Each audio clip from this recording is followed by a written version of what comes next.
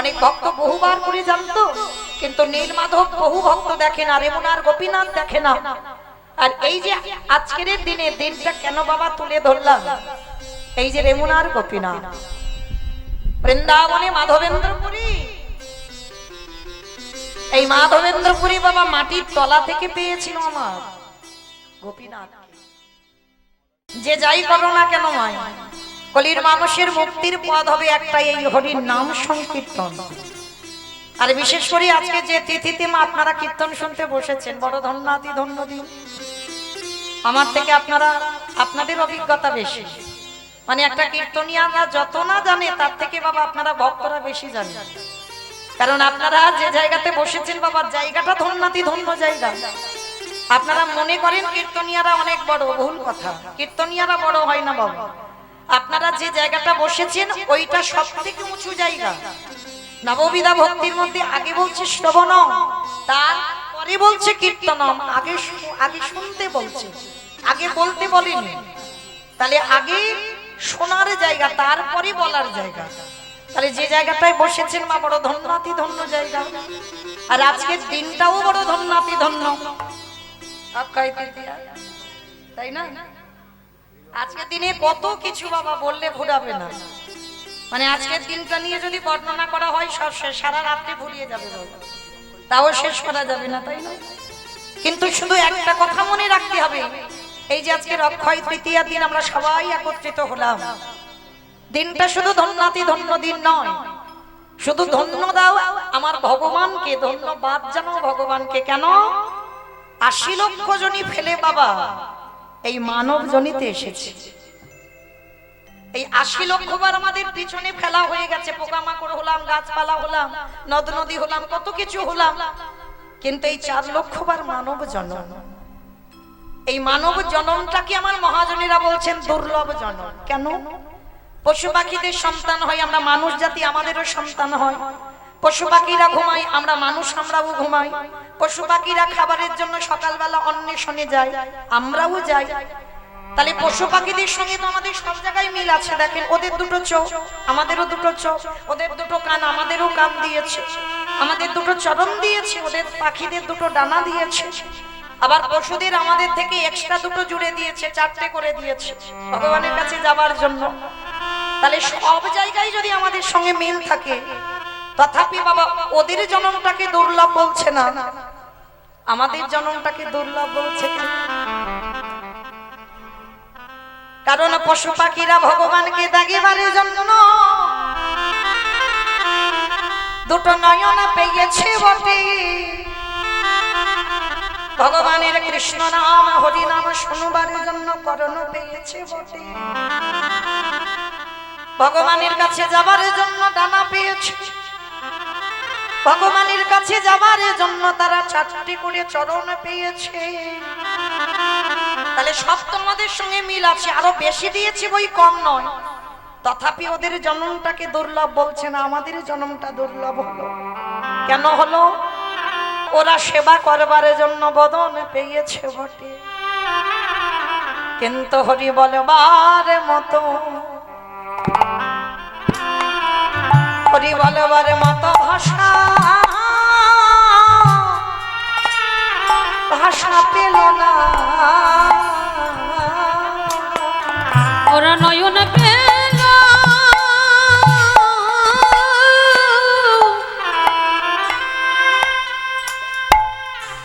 নয়ন পেল, বদন পেল বটে,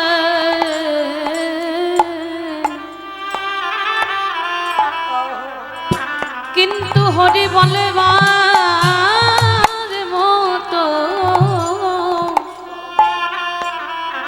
বলবার মতো ভাষা পেল না। গগর হরি বললেন ওরে কলির জ্ঞানন্ধজি,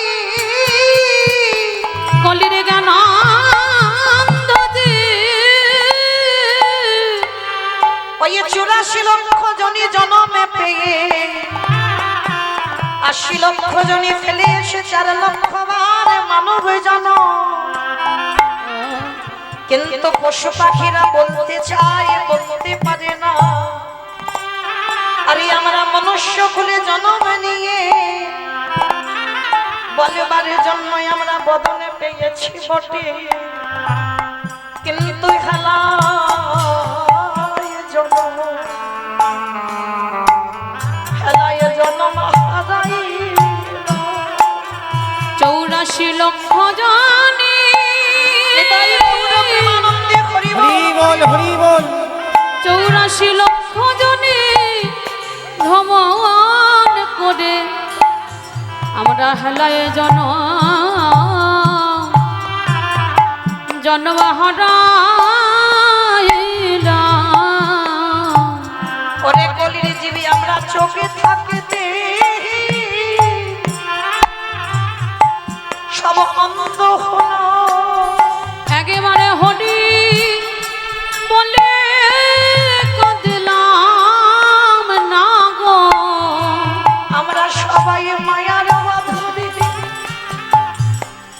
বন্দী হলো। আমরা হরি ভজন করলাম না রে, আমরা ভজন যোগ্য দেখো দেহ পেলাম বটে, কিন্তু হরি ভজন করলাম না রে। আমরা শুধু এলাম খেলাম এই ভব ছেড়ে চলে গেল। আমাদের আশা যাওয়া সাদ হলো, দয়াল আমার মতো পাপী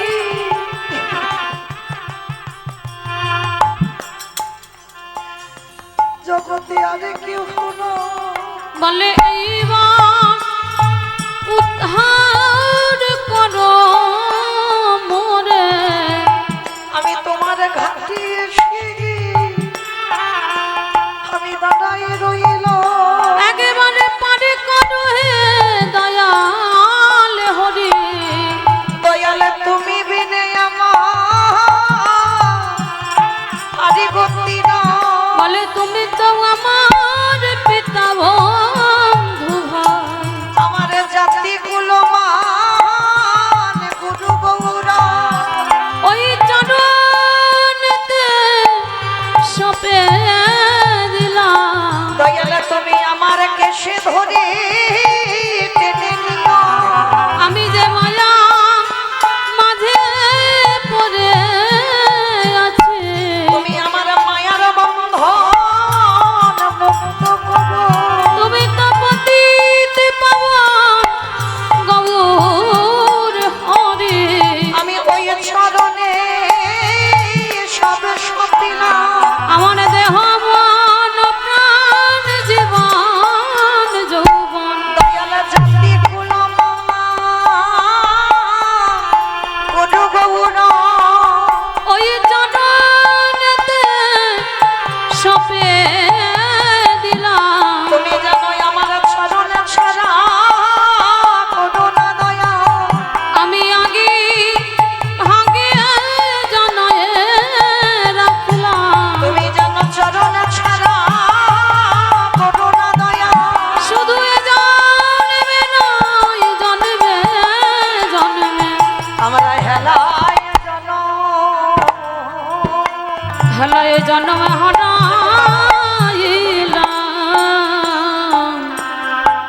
তাহলে মায়েরা আমরা বলার মতো বদন পেয়েছি কিন্তু বলতে চাইছি না।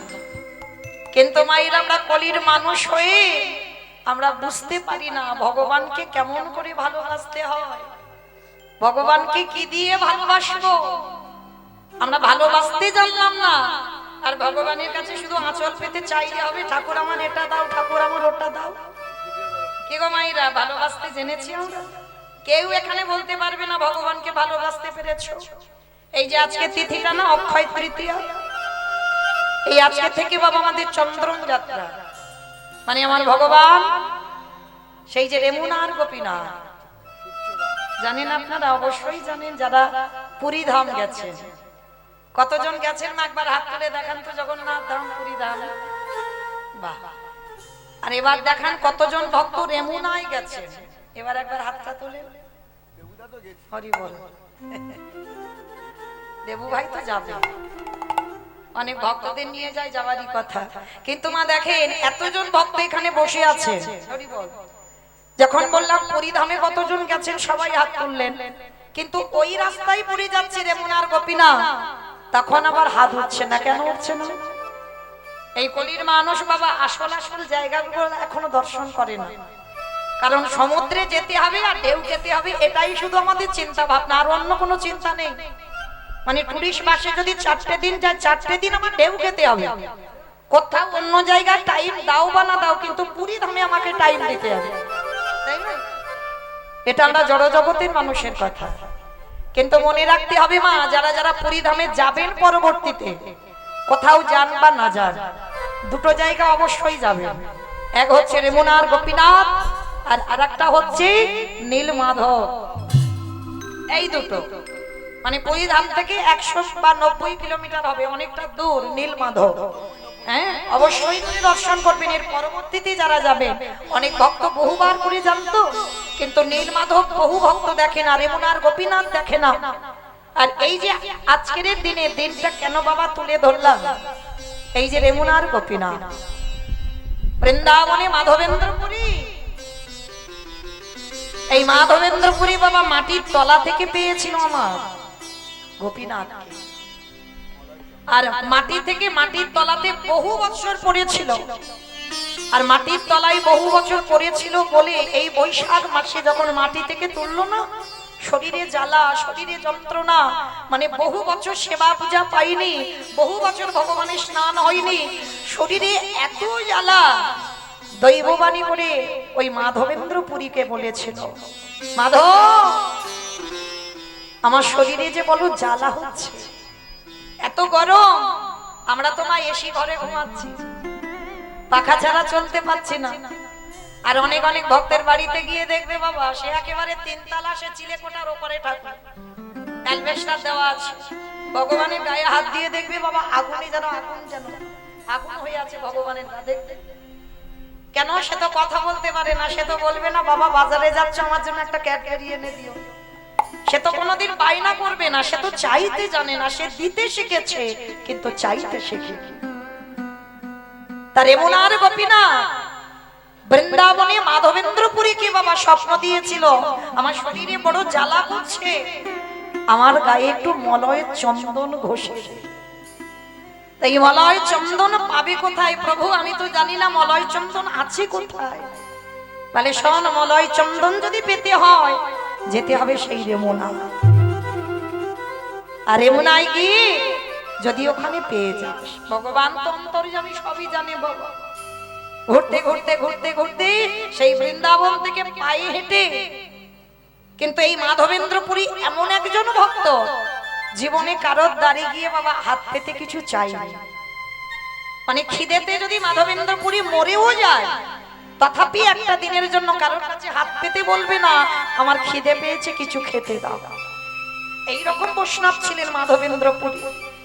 তো সেই বৃন্দাবন থেকে আমার গিরি গোবর্ধনের গায়েতে চন্দন লাগাবে বলে মলয় চন্দন, মানে মলয় চন্দন পাচ্ছে না, খুঁজতে খুঁজতে রেমুনায় এসে গেছে, একটা বটবৃক্ষের তলায় বসে আছে মাধবেন্দ্রপুরী।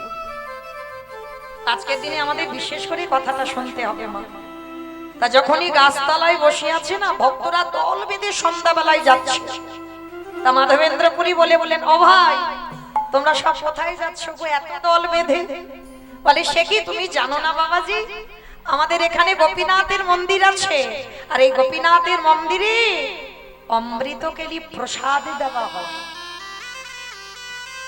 অমৃত কেলি প্রসাদটার নাম অমৃত কেলি। এটা কেমন জানো? যেটাকে আমরা ক্ষীর বলছি, আপনারা ক্ষীর বানিয়ে খাবেন তার স্বাদ।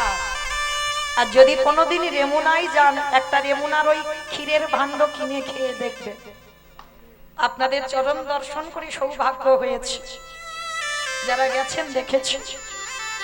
ওই ক্ষীর যদি একবার সেবা করেন, সে আপনি ঘরে যদি বানান ওই রকম ক্ষীর বানাতে পারবেন না। কেন? ওইটা শুধুমাত্র অমৃত কিনু আমার গোপীনাথ প্রসাদ। তা ভক্তরা সবাই বলছে, ও বাবাজি যাবে নাকি আমাদের সঙ্গে?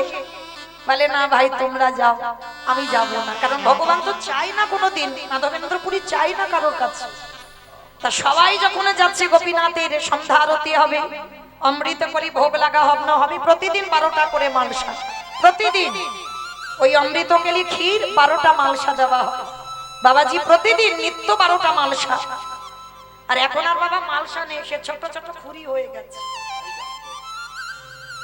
যখন কারার কথাটা বলছি তখন মালসা ছিল, মালসাতে করে 12টা মালসায় অমৃত কেলি দেওয়া হতো। এবার মাধবেন্দ্রপুরী গাছতলায় বসে আছে, সবাই চলে যাচ্ছে। মাধবেন্দ্রপুরী মনে মনে ভাবছে গোপীনাথ, নিজের জন্য নয়, মনে মনে ভাবছে যে অমৃতে কলি কি করে বানাতে হয়, যদি আমি একবার জানতে পারতাম না, তাহলে আমার বৃন্দাবনে গিরি গোবর্ধন জিওকে একটু সেবা করাতাম। মানে নিজে যে খাবে এইটা একবারও ভাবছে না যে আমি যদি জানতাম কি করে বানাতে হয় তাহলে আমি একটু বানিয়ে খেতে পারতাম, এটা নয়। অনেক অনেক ভক্তরা আছে বাবা, এই আপনাদের মধ্যেই আছে, আপনারা বুঝতে পারছেন না, জানতে পারছেন না। যা যা কিছু বাজারে প্রথম ওঠে, যে কোনো সবজি বলো ফল বলো, মনে মনে একটাই ভাবনা আগে আসে, আগে আমার ভগবানকে সেবা দিই, ভগবানকে সেবা দিয়ে তারপরে প্রসাদ পাই। তা মাধবেন্দ্রপুরীর মনে ইচ্ছা, যদি জানতাম কি করে বানাতে হয় তাহলে আমি নিজের হাতে বানিয়ে আমি আমার গিরি গোবর্ধন জিউকে দিতাম। অন্তরে জানি ভগবান, অন্তরে জানতে পেরে ওই ভক্ত যদি চায় মনোবাক্যে ভগবানের কাছে কিছু জানায়,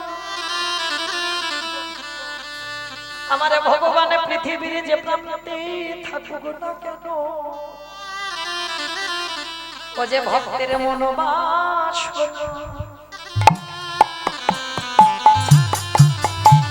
ভক্তের মনোবাসনা পূরণ সে যে ভক্ত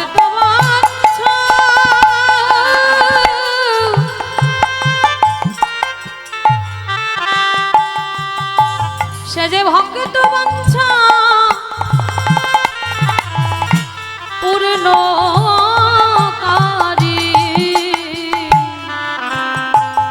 ভক্তের মনোবাসনা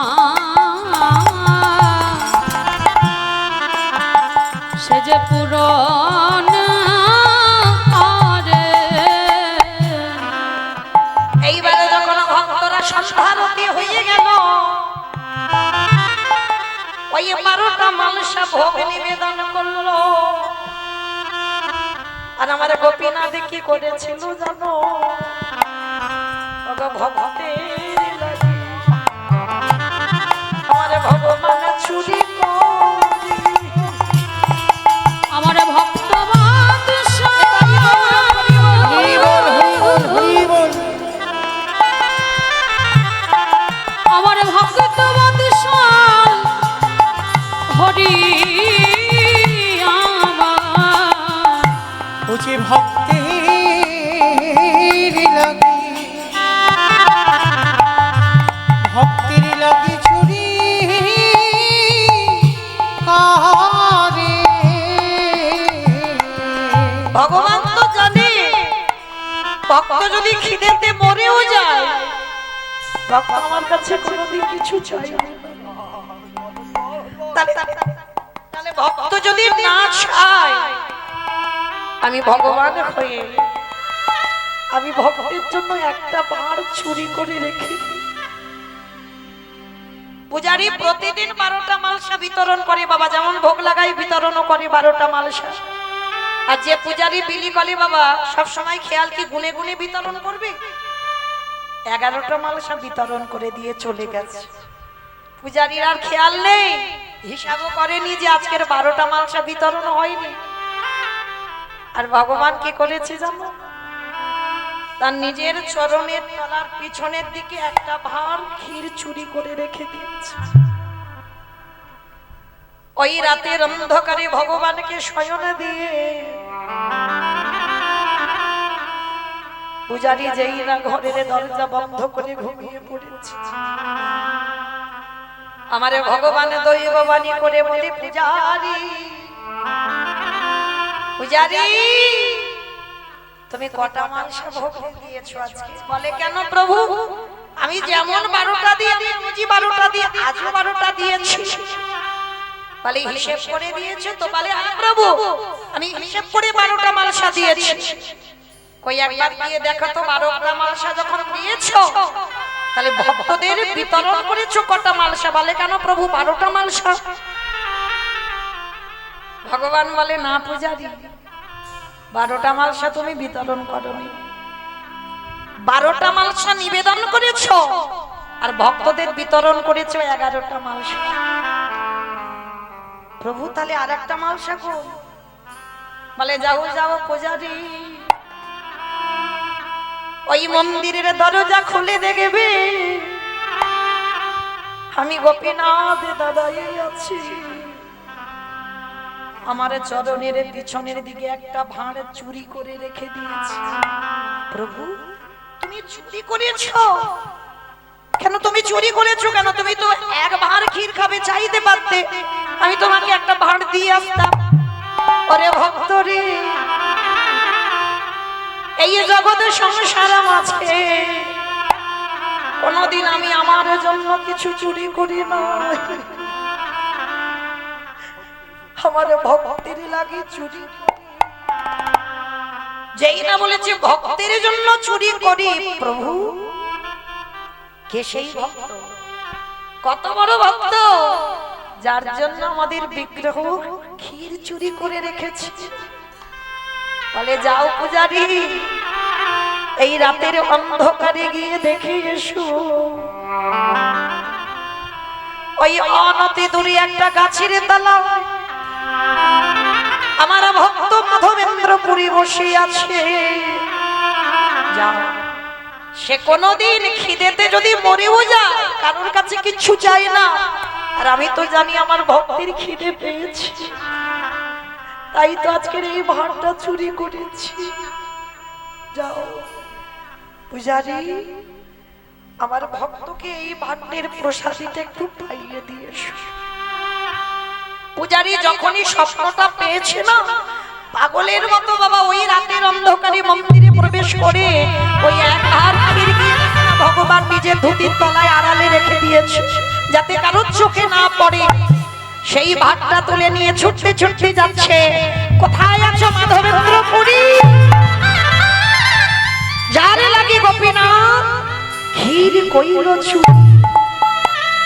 পাগলের মতো ছুটতে ছুটতে বাবা দেখে না গাছতলায় এক বাবাজি বসে আছে, জপের মালায় জপ করছে।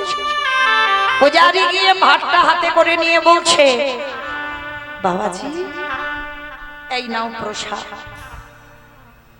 মাধবেন্দ্র পুরী তো অবাক হয়ে গেল। আমি যে মনে মনে ভাবছিলাম যে কি করে অমৃত কেলি বানাতে হয়, যদি একটু স্বাদ বুঝতাম তাহলে আমি মনে হয় বানিয়ে দিতাম। আচ্ছা পূজারি, তুমি জানলে কি করে আমার মনের কথা? বলে, না গো না, আমি তোমার মনের কথা জানি না, তোমার মনের কথা সেই জেনেছে যে জন মন্দিরে বাঁকা করে বাঁকা হাতে কালো শশী দাঁড়াই আছে। জানো তুমি নাকি কারোর কাছে কিছু চেয়ে খাও না, ওই জন্য তো আমাদের গোপীনাথ একটা ভাঁড় চুরি করে নিয়েছে। বলি, ধরো ধরো মাধব প্রসাদ ধরো, বরে তোমার লাগি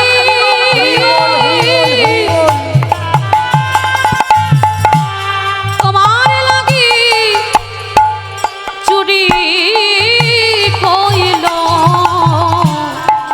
বলে, ধরো ধরো এই প্রসাদ ধরো। ওই মাধবেন্দ্র পুরী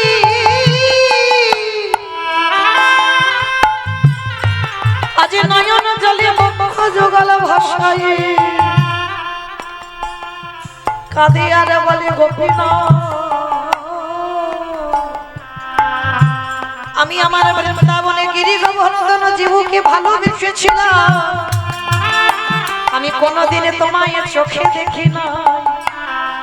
আর তুমি আমার কষ্টের কথা ভেবে তুমি আমার জন্য ক্ষীর চুরি করেছো। দাও দাও বাবা, প্রসাদে দাও। এই যে প্রসাদে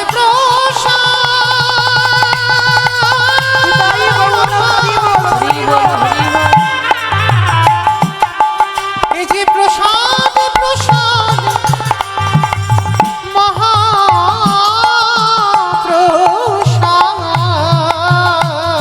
বলে দাও দাও আমায় প্রসাদ দাও হে। এইবার কি করেছে বাবা, আমার মাধবেন্দ্র পুরী ওই বসে বসে ক্ষীরটা সেবা করলো। শুধু ক্ষীর নয়, ভগবান ভাণ্ডারটা চুরি করেছে বলি না, সেটাও ফেলেনি। কারণ আমার ভগবান আমার জন্য চুরি করেছে। কোথায় ফেলবো আমি এই ভাতটা? মাধবেন্দ্র পুরী মনে মনে ভাবছে এখনো তো মলয় চন্দন পাইনি, তার থেকে একটা কাজ করি, এই ভাতটা আমি আমার আঁচলে বেঁধে রাখি। যতদূর রাস্তায় যাব এই ভান্ডারটা ওই পাত্রটা ভেঙে ভেঙে আমি একটু করে প্রসাদী স্বরূপে পাবো।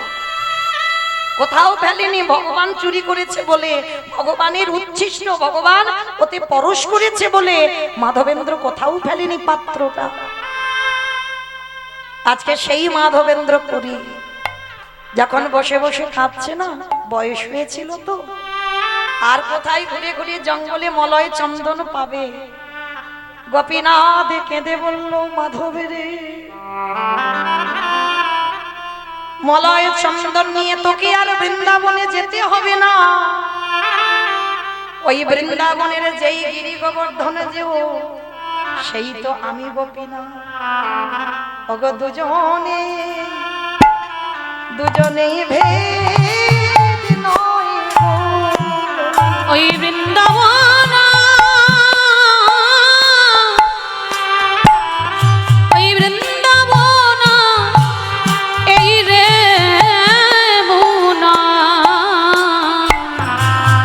বলে দুজনে নানা ভেদ নাই গো। কারণ মায়েরা ভক্ত যদি কষ্ট পায়, ভগবানে আরো দ্বিগুণ কষ্ট পায়।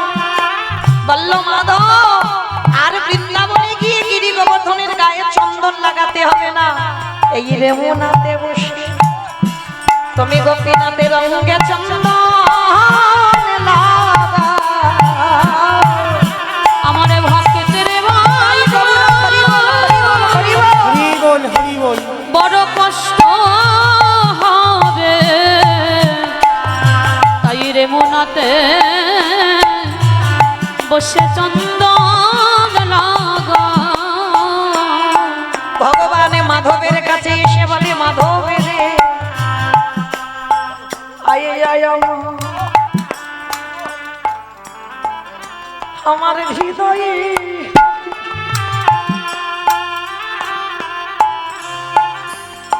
হরি আয় আয় আমার হৃদয়ে ওরে বহুদিন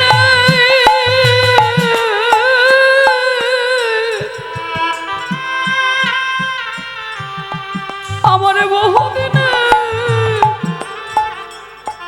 অঙ্গের জাউলু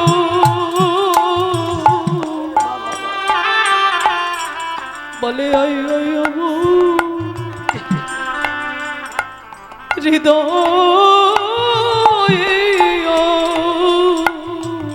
ওগো জোড়ালো জোড়ালো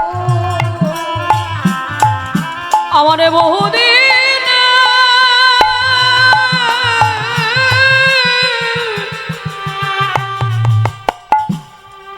আমার বহুদিন এই অঙ্গের জল জুড়াইল জুড়াইল আজ দুজনায় কাঁদে ওই ভক্ত কাঁদে নিতাই গৌর হরি বল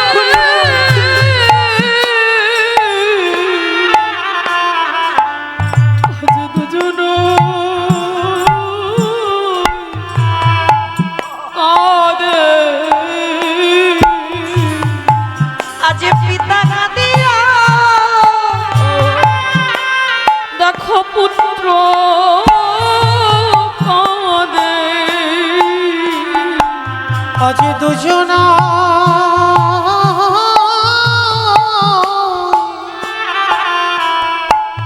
কাঁদে। বলে কাঁদেবে নব কেন গো? সে যে কাঁদেবে বলে নিতাই গৌর হরি বল কাঁদেবে হরি বলে বল। এসেছে গো। বলি কাঁদেবে না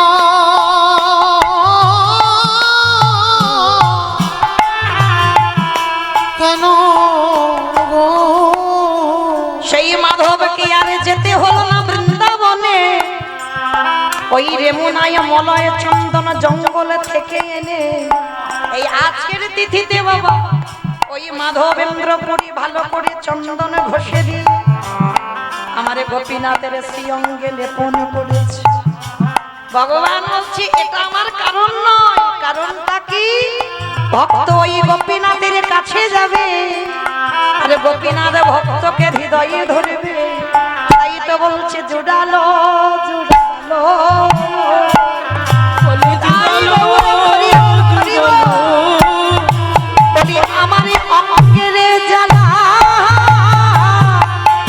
যত জুড়ালো জুড়ালো এই ভক্ত পরশ পাবো বলি।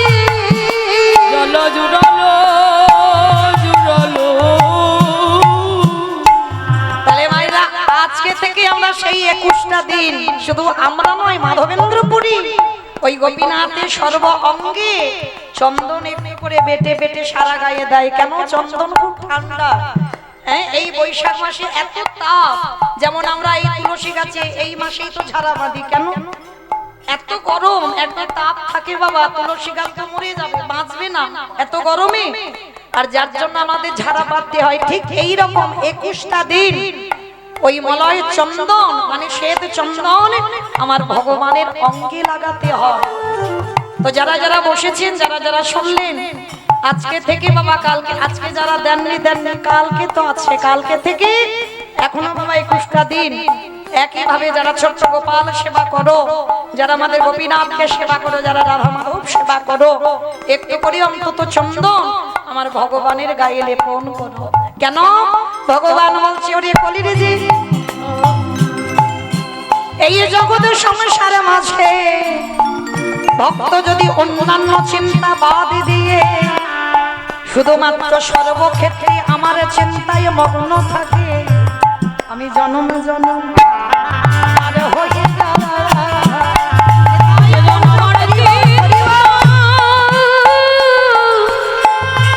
আমার চিন্তা সদাই করে আমি জন্ম জন্ম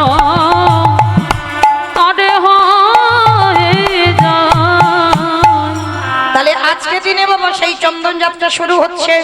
আবার আজকে তিথিতে বাবা সূর্যদেব মহাভারতে দ্রৌপদীর হাতে দিয়ে তুলে দিয়েছিল বাবা অক্ষয় পাত্র।